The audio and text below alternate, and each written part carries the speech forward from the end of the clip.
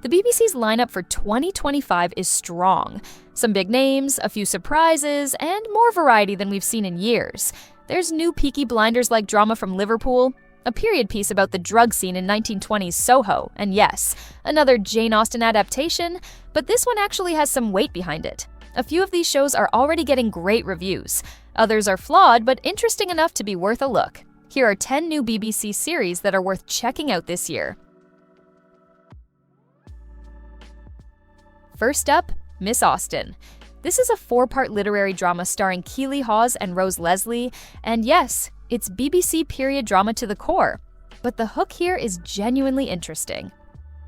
It's based on Gil Hornby's bestseller, and it takes a stab at solving one of the biggest mysteries in literary history: why Cassandra Austen burned all those letters from her sister, Jane. The show reimagines that as a story about grief, sisterhood, and legacy, with a cast that's doing some heavy lifting.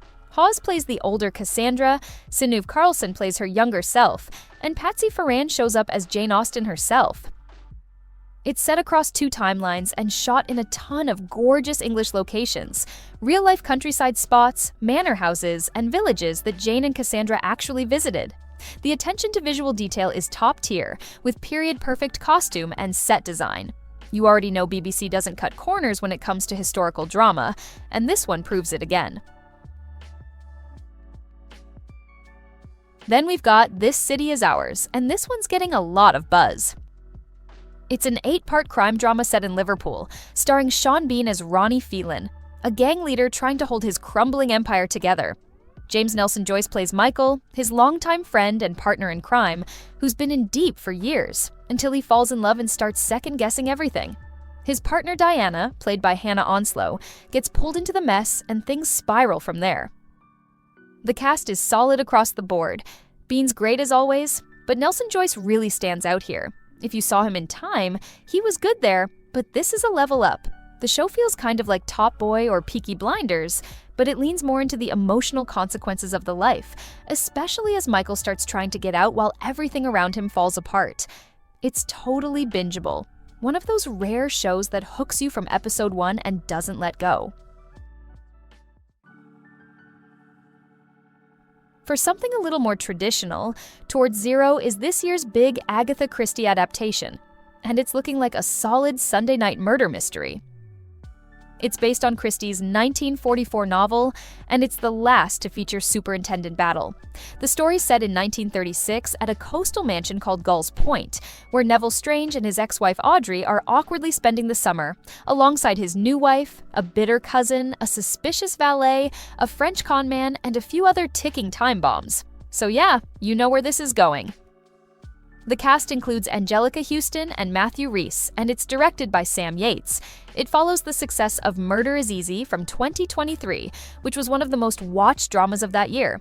Towards Zero is playing the hits: period setting, tangled love affairs, long simmering grudges, and doing it with a cast and production team that know what they're doing.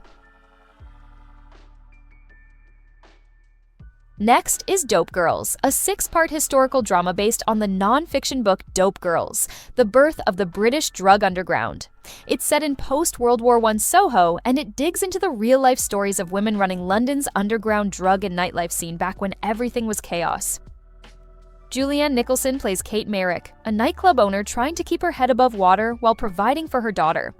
Eliza Scanlon plays Violet, a fresh-faced Met officer who ends up going undercover to bust these operations from the inside. It's stylized to hell and back. Think Peaky Blinders meets Cabaret, but on a weird cocktail of realism and fantasy. Characters feel modern, the visuals go full throttle, and everyone's just a little unhinged. There's sex, drugs, moonshine, and jazz, and it's all dripping in atmosphere. Audiences haven't been loving it, but critics are. It's sitting at 100% on Rotten Tomatoes right now. So expect something bold, messy, and very much not your average BBC drama. Not for everyone, but definitely not boring.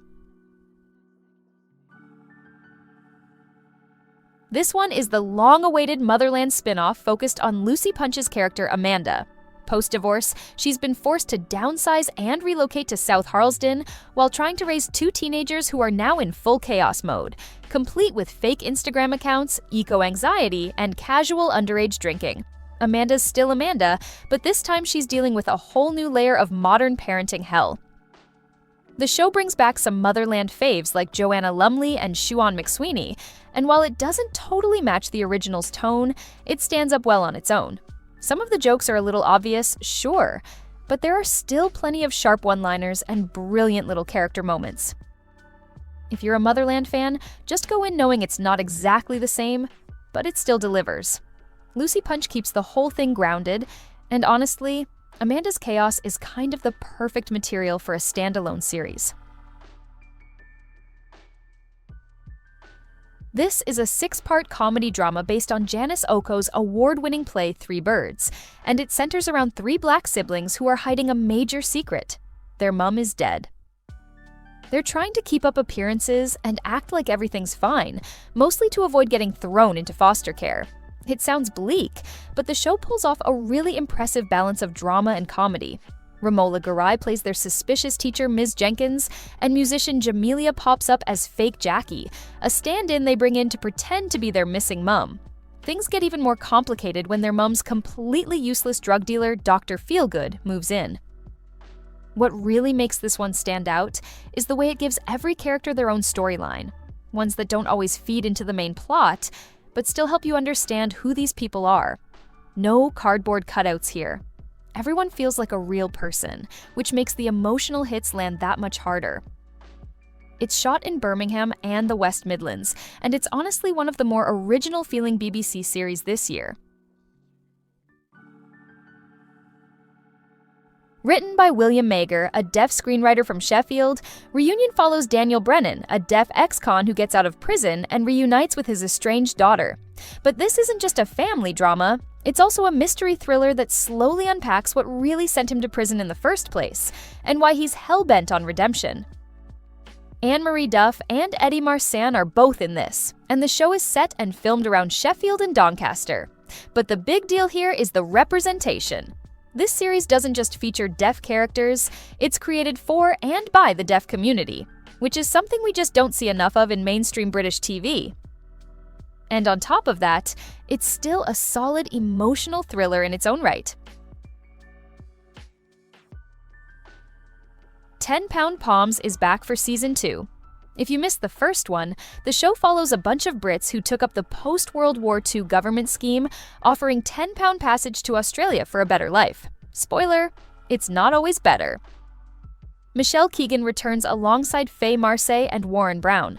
The production value is high again, good period detail, solid CGI, and the same dusty Outback vibe as before. Season 1 suffered from a couple of issues, mainly some seriously weird story choices.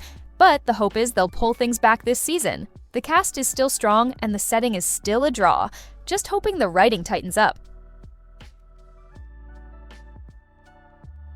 It's been over 2 years since Season 1 of Am I Being Unreasonable aired, and yeah, that's a long gap for a comedy thriller. The good news is, Season 2 is still weird, still genre-bending, and maybe even stronger than the first. It's a mashup of mystery, awkward comedy, emotional drama, and a lot of uncomfortable silences. The pacing's a little wobbly early on. Episode 3 is the turning point, but once it locks in, it's tight. The show does a great job setting up new mysteries and digging deeper into its characters without just rehashing Season 1. It's still a bit hard to categorize, but that's kind of the point.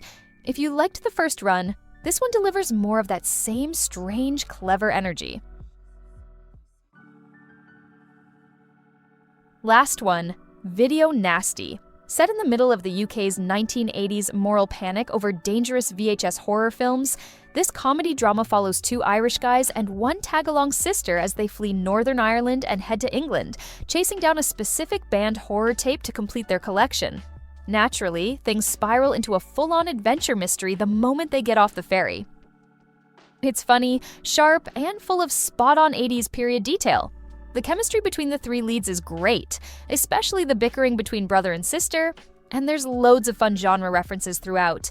If you grew up on 80s horror or were around during the actual Video Nasty era, this'll hit home. Now, the downside, the story drops off toward the end. Episodes 1 and 2 are strong, 3 and 4 are alright, but 5 and 6 feel rushed and kind of predictable. There's a setup for a sequel, though, and honestly, I'd still watch it just to see these characters again.